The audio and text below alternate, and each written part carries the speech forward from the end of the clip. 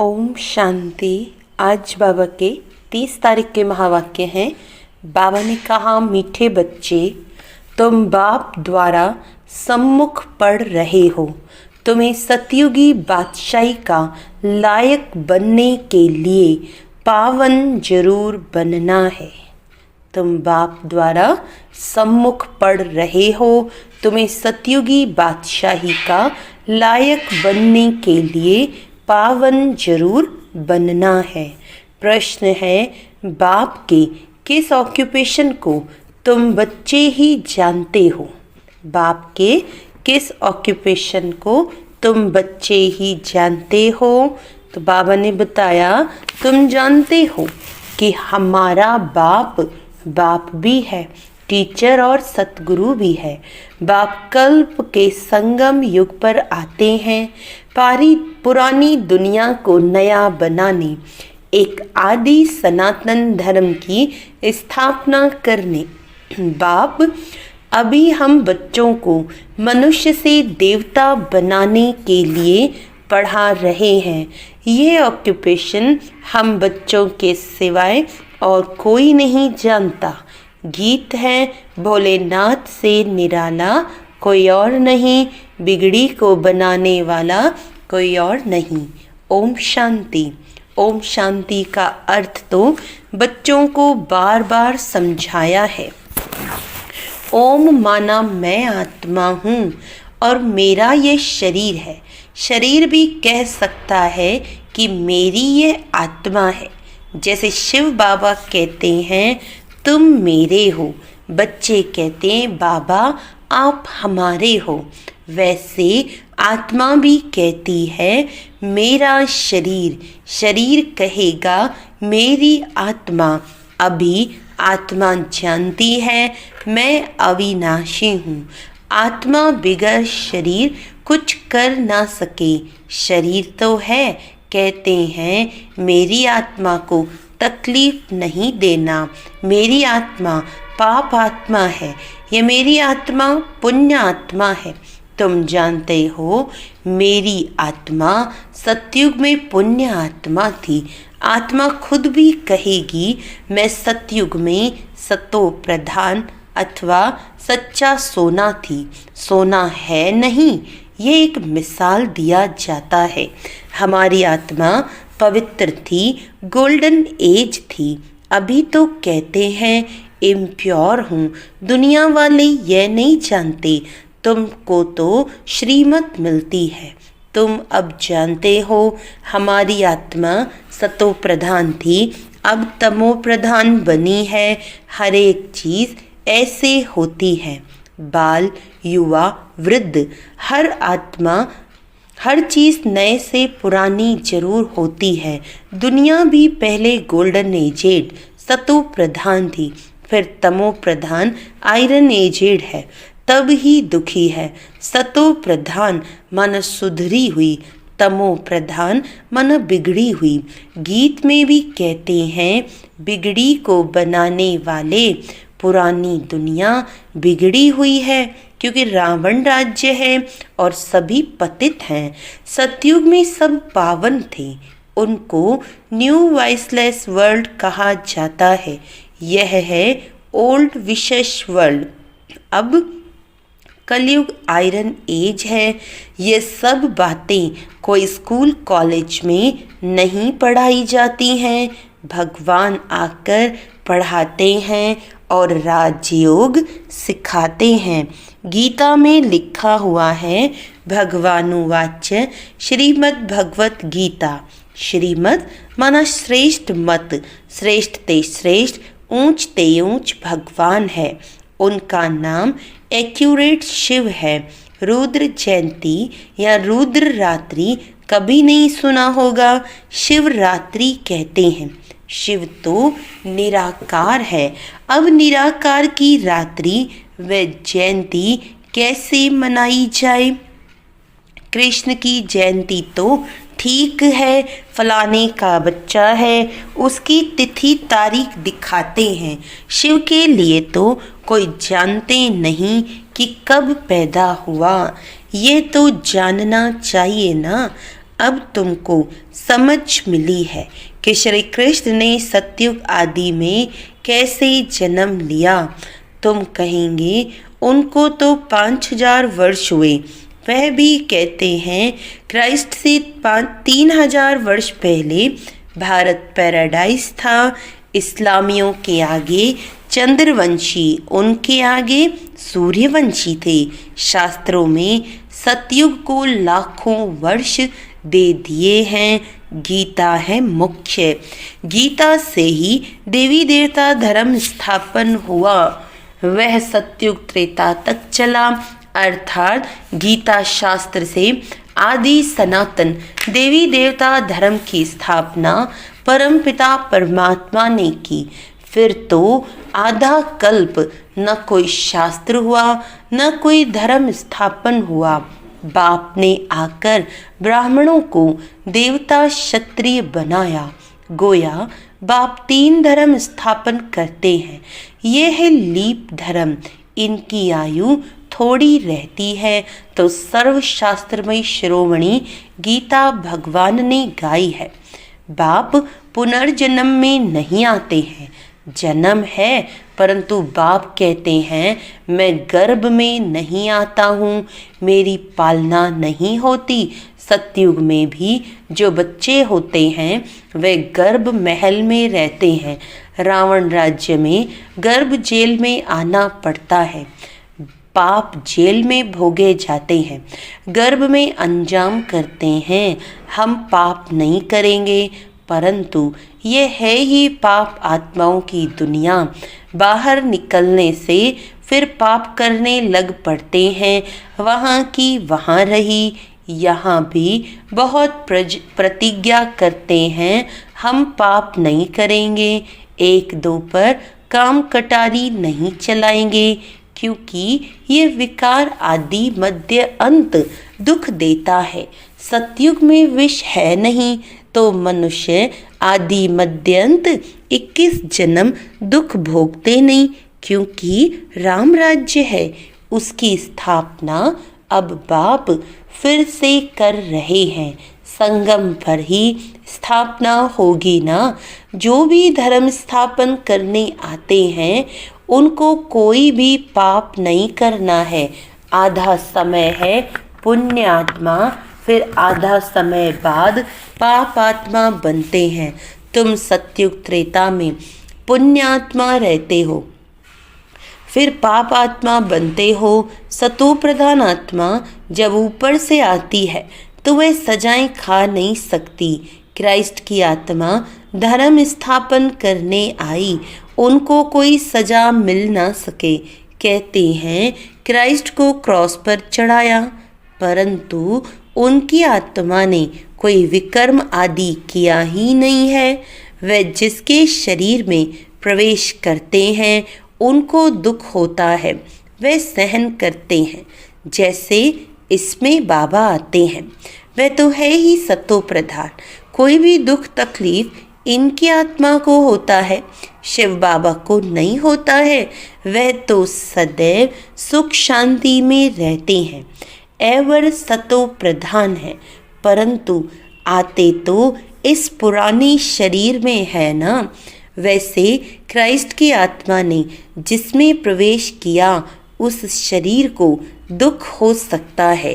Christ की आत्मा दुख नहीं भोग सकती, क्योंकि सतो रजो तमो में आती है। नई नई आत्माएं आती भी तो है ना, उनको पहले जरूर सुख भोगना पड़े। दुख भोग नहीं सकती, लॉ नहीं कहता। इसमें बाबा बैठे हैं। कोई भी तकलीफ यानी इनको होती है, न कि शिव बाबा को। परंतु ये बातें तुम जानते हो और कोई को पता नहीं है। यह सब राज अभी बाप बैठ समझाते हैं।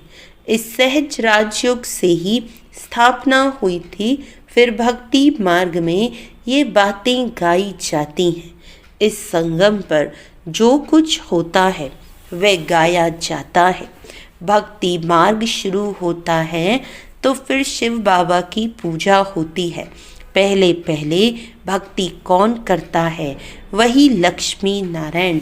जब राज्य करते थे तो पूज्य थे, फिर वाम मार्ग में आ जाते हैं तो फिर पूज्य से पुजारी बन जाते हैं। बाप समझाते हैं, तुम बच्चों को पहले पहले बुद्धि में आना चाहिए कि निराकार परमपिता परमात्मा इस द्वारा हमको पढ़ाते हैं। ऐसी और कोई जगह सारे वर्ल्ड में हो ना सके जहाँ ऐसे समझाते हों।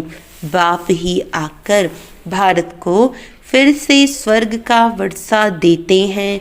त्रिमूर्ति के नीचे लिखा हुआ है, deity world sovereignty is your God fatherly birth right. Shiv Baba आकर तुम बच्चों को स्वर्ग की बादशाही का वर्षा दे रहे हैं, लायक बना रहे हैं। तुम जानते हो बाबा हमको लायक बना रहे हैं। हम पतित थे ना, पावन बन जाएंगे, फिर ये शरीर नहीं रहेगा। रावण द्वारा हम पतित बने, फिर परमपिता परमात्मा पावन बनाए, पावन दुनिया का मालिक बनाते हैं। वही ज्ञान का सागर पतित पावन है। ये निराकार बाबा हमको पढ़ा रहे हैं। सब तो इकट्ठा नहीं पढ़ सकते।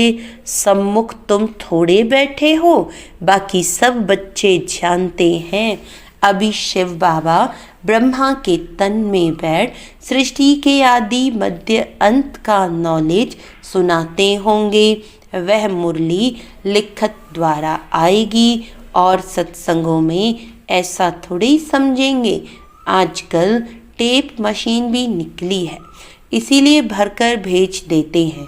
वह कहेंगे फलाने नाम वाला गुरु सुनाते हैं। बुद्धि में मनुष्य ही रहता है, यहाँ तो वह बात है नहीं। ये तो निराकार बाप नॉलेजफुल है। मनुष्य को नॉलेजफुल नहीं कहा जाता। गाते हैं God father is knowledgeful, peaceful, blissful, तो उनका वर्षा भी चाहिए ना। उसमें जो गुण हैं वह बच्चों को मिलने चाहिए। अभी मिल रहे हैं। गुणों को धारण कर हम ऐसे लक्ष्मी नारायण बन रहे हैं। सब तो राजा रानी नहीं बनेंगे। गाया जाता है राजा रानी वजीर, वहाँ वजीर भी नहीं रहता। महाराजा महारानी में पावर रहती है। सब जब विकारी बनते हैं तब वजीर आदि होते हैं। आगे मिनिस्टर आदि भी नहीं थे। वहाँ तो एक राजा रानी का राज्य चलता था। उनको वजीर की क्या दरकार, राय लेने की दरकार नहीं, जबकि खुद मालिक है।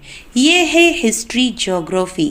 परंतु पहले पहले तो उठते बैठते ये बुद्धि में आना चाहिए कि हमको बाप पढ़ाते हैं, योग सिखाते हैं, याद की यात्रा पर रहना है।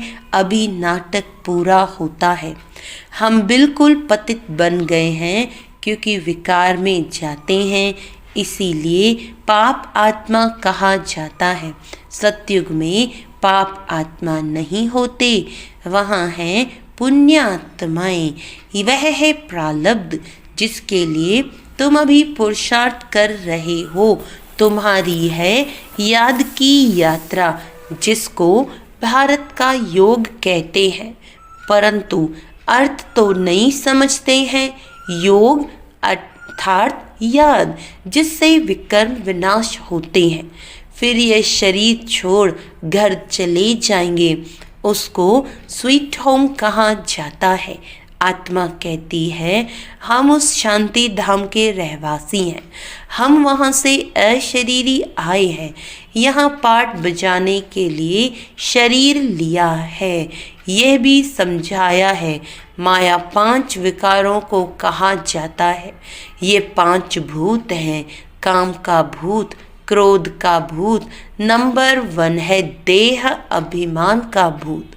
बाप समझाते हैं सतयुग में यह विकार होते नहीं है, उसको निर्विकारी दुनिया कहा जाता है।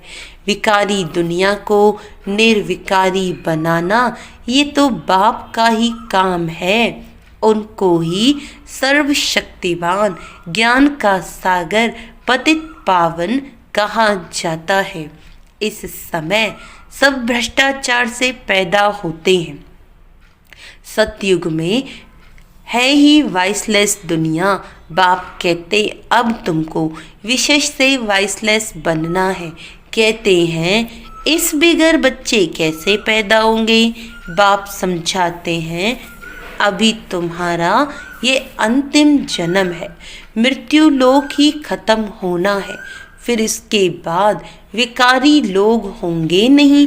इसीलिए बाप से पवित्र बनने की प्रतिज्ञा करनी है।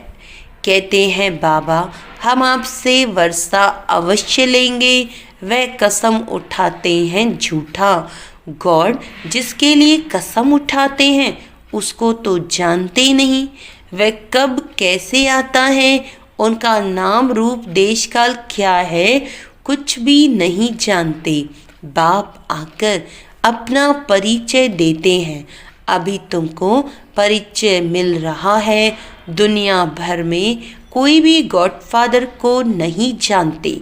बुलाते भी हैं, पूजा भी करते हैं, परंतु ऑक्यूपेशन को नहीं जानते हैं। अभी तुम जानते हो परम पिता परमात्मा हमारा बाप टीचर सतगुरु है। ये बाप ने खुद परिचय दिया है कि मैं तुम्हारा बाप हूँ।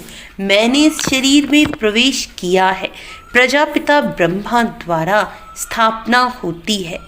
किसकी? ब्राह्मणों की। फिर तुम ब्राह्मण पढ़कर देवता बनते हो। मैं आकर तुमको शूद्र से ब्राह्मण बनाता हूँ। बाप कहते हैं मैं आता ही हूँ कल्प के संगम युग पर। कल्प 5000 वर्ष का है। ये सृष्टि चक्र तो फिरता रहता है। मैं आता हूँ पुरानी दुनिया को नया बनाने, पुराने धर्मों का विनाश कराने। फिर मैं आदि सनातन देवी देवता धर्म स्थापन करता हूँ, बच्चों को पढ़ाता हूँ। फिर तुम पढ़कर 21 जन्म के लिए मनुष्य से देवता बन जाते हो। देवताएं तो सूर्यवंशी चंद्रवंशी प्रजा सब हैं। बाकी पुरुषार्थ अनुसार ऊंच पद पाएंगे। अभी जो जितना पुरुषार्थ करेंगे वही कल्प कल्प चलेगा। समझते हैं कल्प कल्प ऐसा पुरुषार्थ करते हैं, ऐसा ही पद जाकर पाएंगे। ये तुम बच्चों की बुद्धि में है कि हमको निराकार भगवान पढ़ाते हैं। उनको याद करने से ही विकर्म विनाश होंगे। बिगर याद किए विकर्म विनाश हो नहीं सकते। मनुष्यों को ये भी पता नहीं कि हम कितने जन्म लेते हैं। शास्त्रों में कोई ने गपोड़ा लगा दिया है 84 लाख जन्म। अभी तुम जानते हो 84 जन्म है। ये अंत का जन्म है। फिर हमको स्वर्ग में जाना है। पहले मूल वतन में जाकर फिर स्वर्ग में आएंगे। अच्छा मीठे मीठे सिकीलदे बच्चों प्रति माता पिता बाप दादा का याद प्यार और गुड मॉर्निंग। रूहानी बाप की रूहानी बच्चों को नमस्ते। हम रूहानी बच्चों की रूहानी बाप दादा को याद प्यार गुड मॉर्निंग, नमस्ते नमस्ते नमस्ते जी। धारणा के लिए मुख्य सार है बाप से जो पवित्र बनने की प्रतिज्ञा की है उस पर पक्का रहना है। काम क्रोध आदि भूतों पर विजय अवश्य प्राप्त करनी है। चलते फिरते हर कार्य करते पढ़ाने वाले बाप को याद करना है। अब नाटक पूरा हो रहा है, इसीलिए इस अंतिम जन्म में पवित्र जरूर बनना है। वरदान है एक लगन, एक भरोसा, एक रस अवस्था द्वारा सदा निर्विघ्न बनने वाले निवारण स्वरूप भव।